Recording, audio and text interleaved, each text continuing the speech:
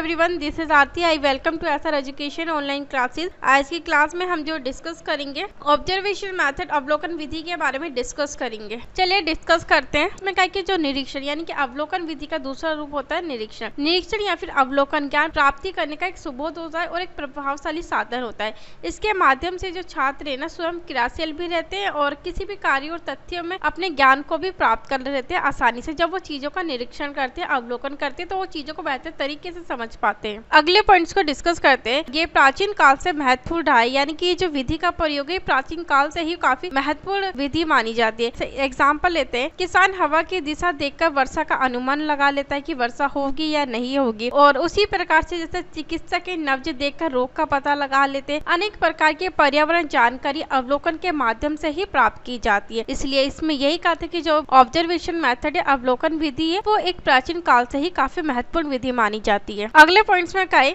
भ्रमण द्वारा अनेक प्रकार की भौगोलिक आकृतियों का प्रत्येक ज्ञान देने के लिए भ्रमण यात्राओं का आयोजन किया जाना जरूरी होता है, ताकि छात्रों को नदी, पर्वत, बांध, डेयरी फार्म, मिल, बिजली घर, पानी साफ करने के स्थान, खदान, कृषि फार्म आदि पर ले जाया जा सकता है। और भ्रमण के समय अवलोकन भी करते हैं तो वो अपने अनुभव के आधार पर बेहतर तरीके से भी समझ पाते हैं, अपने ज्ञान को बाहरी जीवन के साथ जोड़कर भी पढ़ते हैं। विद्यालय में समय समय पर भ्रमण का आयोजन करना जरूरी होता है। यानी कि अवलोकन विधि के हमने बेनिफिट तो देख लिया, उसकी कुछ सीमाएं और कुछ लिमिटेशन भी तय होते हैं। वो क्या रहते हैं लिमिटेशन, उसके बारे में डिस्कस करते हैं। पॉइंट नंबर 1 में कायम, इस विधि से व्यवस्थित तथा सुनियोजित ढंग से ज्ञान प्राप्त नहीं हो सकता। यानी सारे चैप्टरों को, सारे पाठों को, सभी विषय को अवलोकन विधि से नहीं करवाया जा सकता। कुछ विषय को करवा सकते हैं, कुछ विषय को हम नहीं करवा सकते। और अगले पॉइंट्स में को डिस्कस करते हैं। ये विधि बहुत समय लेती है, पाठ्यक्रम को समय पर समाप्त नहीं किया जा सकता। चलिए अगले पॉइंट्स को डिस्कस करते हैं। ये विधि अपेक्षाकृत खर्चीली होती है। हाँ, तो अवलोकन विधि अगर हम भ्रमण पे ले जाएंगे, बहुत सारी चीजें खर्चीली होती है, यानी कि बहुत सारी चीज धन वगैरह की जरूरत होती है और काफी खर्चीली भी मानी जाती है। अगले पॉइंट्स में क्या है कि निरीक्षण प्रविधि में बहुत निपुणता की आवश्यकता भी होती है। जब भ्रमण के समय ले जाए जाए तो बच्चे किस किस चीजों का अवलोकन करेंगे, किस चीजों को अवलोकन नहीं करेंगे। तो ऐसा अध्यापक होना चाहिए जो छात्रों को पहले से पहले सही ढंग से बता सके। चलिए अवलोकन प्रविधि के कुछ लाभ है। यूज ऑफ ऑब्जर्वेशन मेथड, किस तरह हमें ये लाभ भी पूछाती है, उसके बारे में डिस्कस करते हैं। पॉइंट नंबर 1 में क्या है,